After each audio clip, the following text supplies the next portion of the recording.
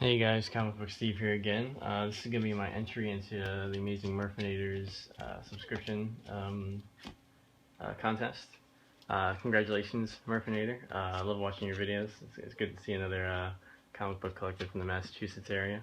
And yeah, keep it up. Look forward to them. So the criteria was 10, at least 10 of my favorite covers. So I definitely got more than 10 here. So let's just get into it. And yeah. So first off, we got Spider-Verse #1. This is the variant edition. Not sure what what ratio this is. But this was from the new Spider-Verse series from like last year, late last year I think. But this cover is pretty amazing. I absolutely adore this cover. It's got like every Spider-Man costume you could possibly think of. I think I'd be hard pressed to figure out which one. Actually, I can already tell which ones. I can already see one that's not in there at least. But they got it close enough. It's quite a few, and they even had a Spider Hulk in there. So I think that's a giant win. You don't see too many of that character anymore. But yeah, so this one's pretty awesome. I love the artist on this, Eric Bradshaw, who's going to be doing the Spidey series coming out next week. So I'm really excited for that. Ever since I saw this cover, I've been dying to see that guy do like an interior Spidey book. So I think it's pretty awesome that he's going to be doing that. And yeah, so this one's one of my favorite covers, especially of Spider-Man. Then we get into I'm actually going a little backwards. This is probably my favorite cover that I own. This is Friendly Neighborhood Spider-Man #17, the second printing variant. Back when second printings like had entirely different covers. And yeah, it's drawn by or rendered. I don't know if he draws anything on it or if he just uses the computer entirely. Computer drawn, let's say. This is Eddie Granov, who's the guy who did the original Iron Man #1, the movie. He designed that costume in the Extremis storyline for Marvel back in the early 2000s. Yeah, this cover is pretty awesome. It's got the black Spider-Man throwing out the red and blue Spider-Man costume. I love the black costume, and I love the rendering of this costume. I mean, look at that. Looks like doesn't have that like blue highlight that a lot of people like to do. It just looks very slick. It looks like oil. And I think that's really awesome. I have a shirt of this that I'll keep as long as it stays in one piece. But I'll probably still try to wear it even if it falls apart. Just love this image entirely. So yeah, that's probably one of my favorite covers that I have in my collection. Then we got Uncanny X-Men #377. You get a cool cover of by Adam Kubert with Apocalypse kicking the crap out of Phoenix and Cyclops. I love Apocalypse. For one thing, I'm glad they didn't have to put I'm glad Adam Kubert didn't put the A on his belt because that was one of the lamer aspects of Apocalypse. But it's great seeing Apocalypse in action, just kicking the crap out of the X-Men. So that's a very fun cover, and then destroying the logo. It's always a cool thing. Then we get into Silver Surfer #55. This cover I thought was pretty amazing when I was a kid when I picked it up. It's part of the Infinity Gauntlet. You get Thanos just hanging out there with the Infinity Gauntlet after he just destroyed every Marvel hero that came to attack him. So it's a pretty intense cover. I thought it was really done really well. So there's that one. Then we get into this is another Infinity Gauntlet tie-in. Silver Surfer 50. This is the third print variant, which I like this version better than the other ones. The difference is the first print has like a purple cover, a purple background, and doesn't have the black inking on Silver Surfer. But this cover like blew me away when I was a kid and I saw it on the shelf. I didn't even know who Silver Surfer was, but I just saw that like silver cover and I was like, whoa, I need to get that. So yeah, I think this is one of my my favorite comics of all time too. Probably because it's so nostalgic for me. Very cool one. Then we get into Incredible Hulk number 38 from the second series. This was done by Carrie Andrews. And this is one of the comics that I've kept in my collection even after like doing like purges and stuff. I just like this cover so much. I like the way that you see Doc Samson like smiling at the Hulk, and this guy in the background looks terrified. So that was a fun cover. And then we get into ROM Space Knight number 15. Whoops, there goes Scarlet Spider. ROM Space Knight number 15. Not a fan of ROM, but I really like this cover. That was hilarious seeing ROM break through like a chapel and incinerate the Gru. So that's pretty fun. Then we get into another Hulk issue. This is Hulk number 41, also from the second series. It's pretty funny cover. Also done by Carrie Andrews. It's got this like serial motif. Hulk pops. Pretty cool. And Hulk number 376 from the first series. This was like one of the first comics I picked up with and then like going on to like picking up at like books every week. This is one of the books that got me into going to the comic store every week, basically. Before that, it was like very sporadic, like once every few months I would go. This one was pretty amazing. I remember seeing this in Disneyland, at Disney World, and I was like, why the hell was the Hulk fighting the Grey Hulk? And who the hell is that kid? But obviously it's not a kid. That's Bruce Banner. For some reason I thought it was a kid. Yeah, it's a really awesome cover by Dale Noon. Totally love it. This is actually the original copy that I got off from Disney World. You can see it's got some pretty beat up damage to it. But yeah, that's definitely one of my favorite covers. Then we get into some recent ones.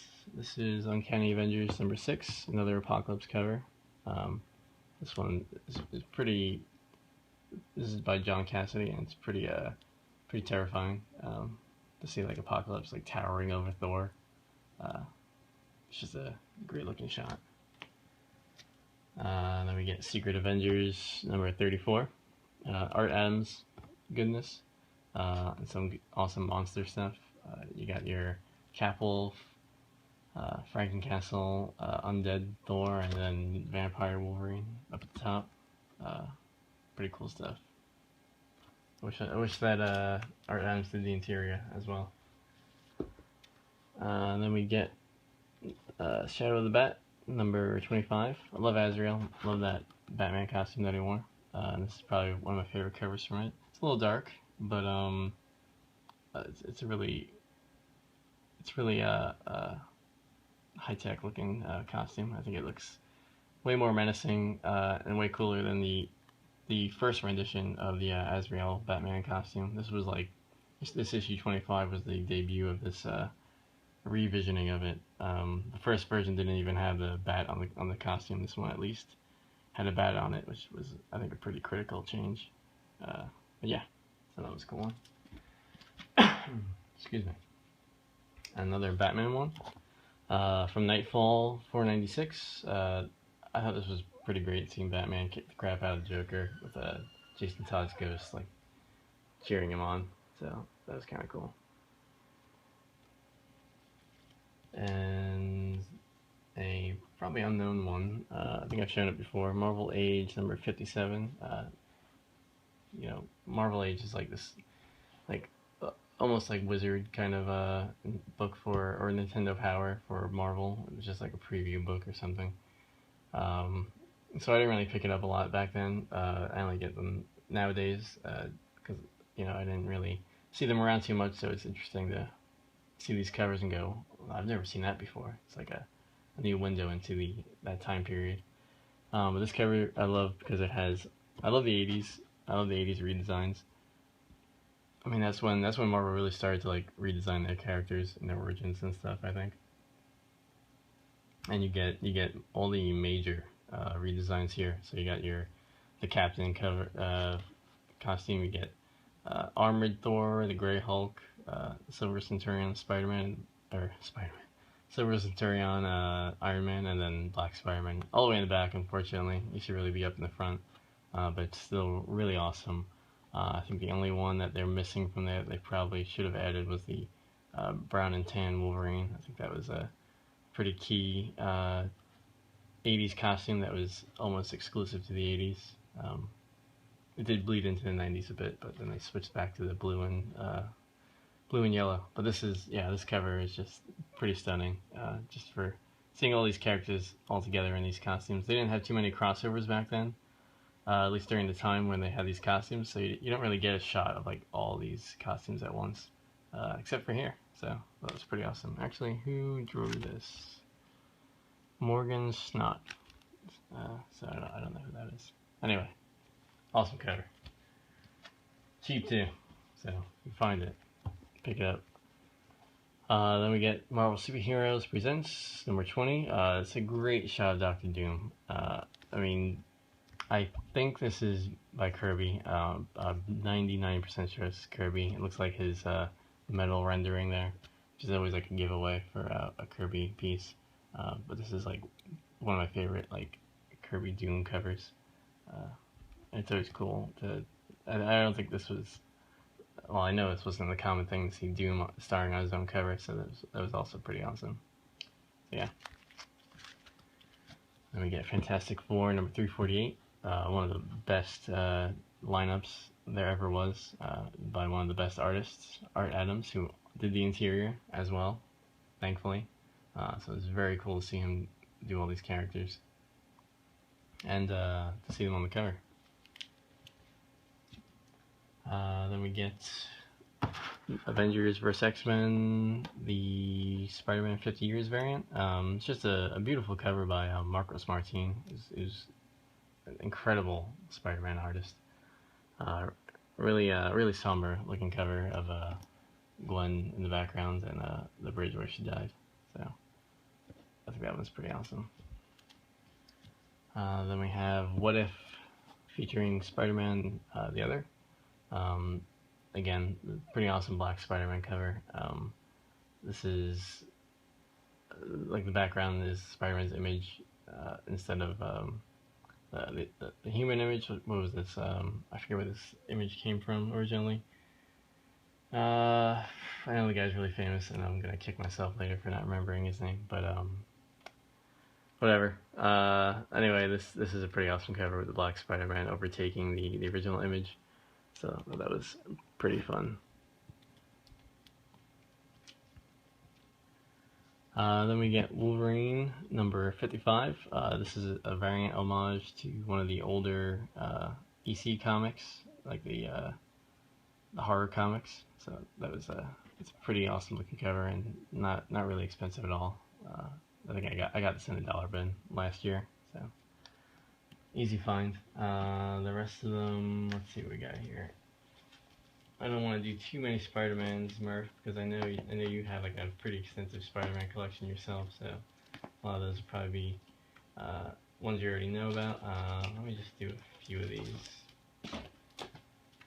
A few of my favorite ones that I can't really do a top covers without putting these in here. Web of Spider-Man number 32. Just love that coming out of the grave cover. Really awesome stuff. Web of Spider-Man number 1. Great shot there. Charles Vess. Wish he would do some more like black Spider-Man images. It was a really great shot. Spectacular Spider-Man number 180. So Sal Buscema, like his art isn't always like the best for me.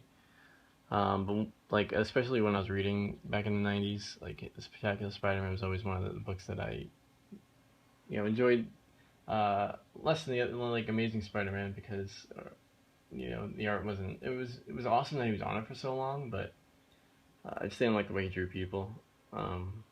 But I will say that he draws the best Green Goblin and Harry Osborn for my money. It's pretty awesome, and this cover I think sells it pretty well. And it's I like the cover number 200 quite a bit. but I actually like this cover a lot more. It's very menacing. Love it. Then we got Amazing Spider-Man Renew Your Vows, the 1 in 50 variant. This for me is the best J. Scott Campbell cover that he's ever done. The coloring, the art, the drawing on it, I think it's really awesome. You really like get a sense that these two real people that are like embracing. So I thought that was really cool. And then the last one we got is a interesting one. This is Transformers number 88 from the UK magazine series. This one makes me laugh every time I see it. If you read that caption, your mouth watching, making it, lose your breath. It's just hilarious seeing Optimus Prime wrestling a lizard and then telling him he has bad breath. So that's why that cover sticks out into one of my favorites of all time. Anyway, that's about it. Hope you guys enjoyed. Again, congratulations again, Murfinator. Awesome job with all the subscribers, and I look forward to all your videos. And yeah, take care.